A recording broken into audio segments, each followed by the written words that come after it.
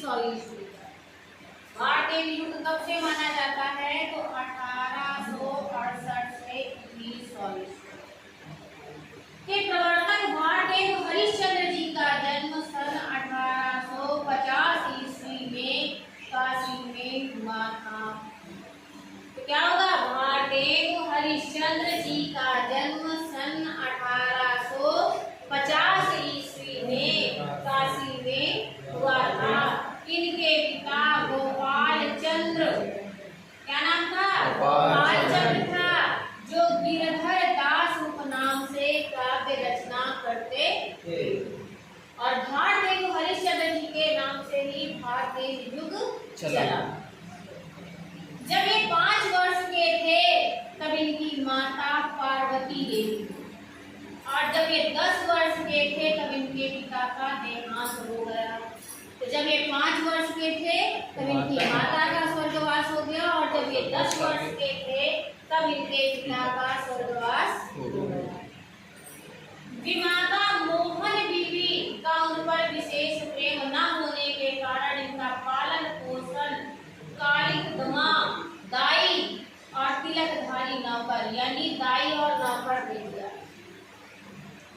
असमय यानी बिना समय के ही पिता की मृत्यु हो जाने के कारण इनकी शिक्षा दीक्षा का समुचित प्रबंध न हो सका, अर्थात इनकी शिक्षा सही ढंग से या सुचारू रूप से न हो सकी।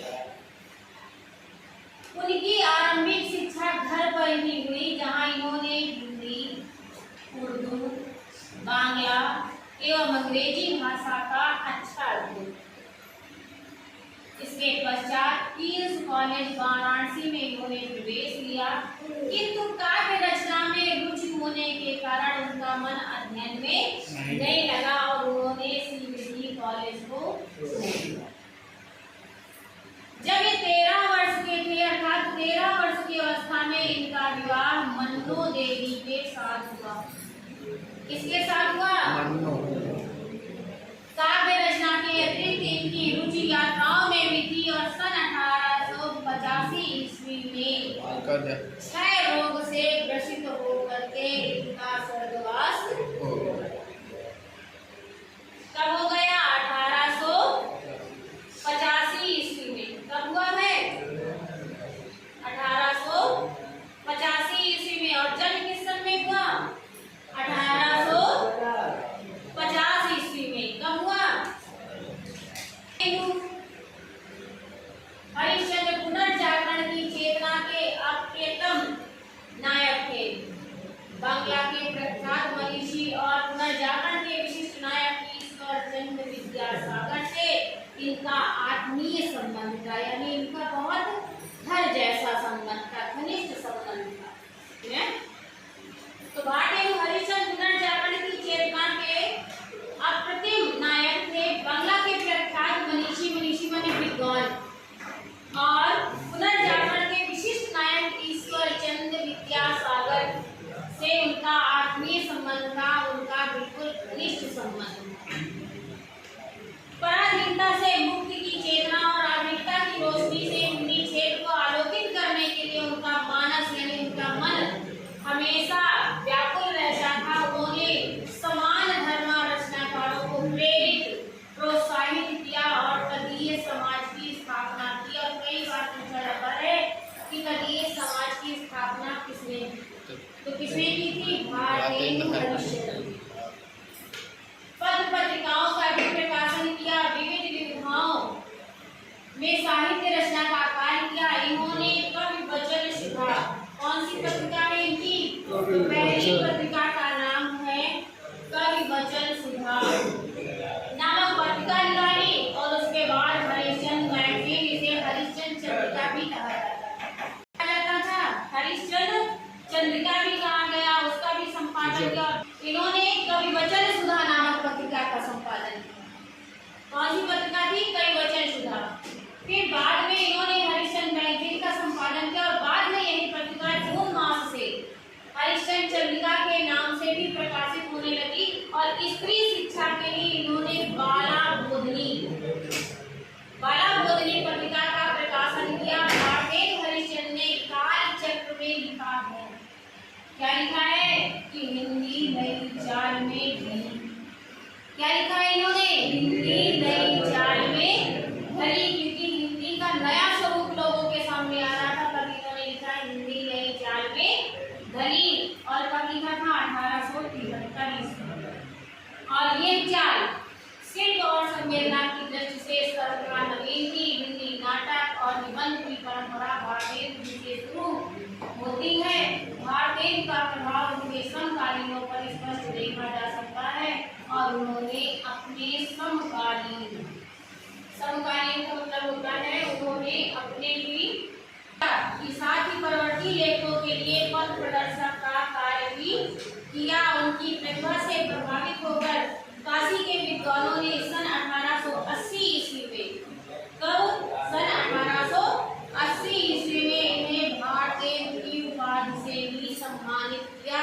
और बहुत बार पूछा गया है कि भारतेंदु जी को किस सन में भारतेंदु की उपाधि से सम्मानित किया गया था? तो कब किया गया था? सन 1880। भारतेंदु का खड़ी बोली और ब्रज भाषा दोनों पर भी समान अधिकार था। इनकी भाषा कैसी थी? खड़ी बोली भी थी और ब्रज भाषा। इन्होंने अपने काव्य सृजन हेतु ब्रज भाषा को ही अपनाया।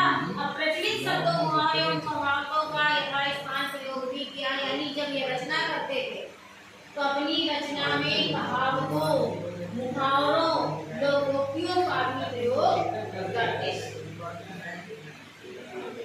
लिखा है इन्होंने मुख्य रूप से मुक्तक शैली का प्रयोग किया है। किस शैली का प्रयोग किया है?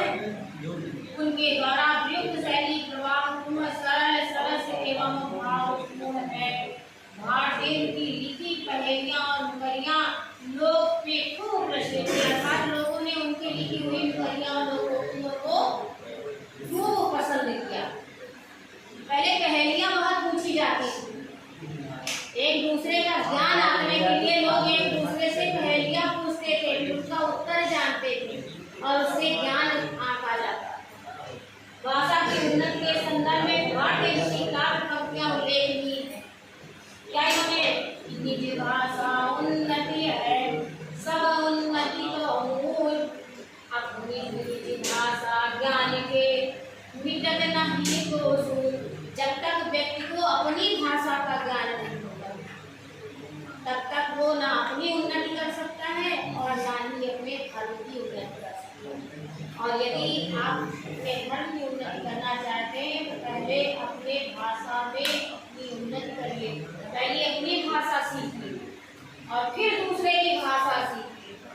अपनी की भाषा खड़ी बोली हिंदी ना सीख पाए, चाहे अंग्रेजी सीखो, चाहे अरबी सीखो, चाहे फारसी सीखो, चाहे कोई भी लैंग्वेज सीखो, तो ये तो वही हुआ कि दूसरे की भाषा को आपने सीख लिया और अपनी भाषा ही नहीं जान पाए, चुप हो जाओ।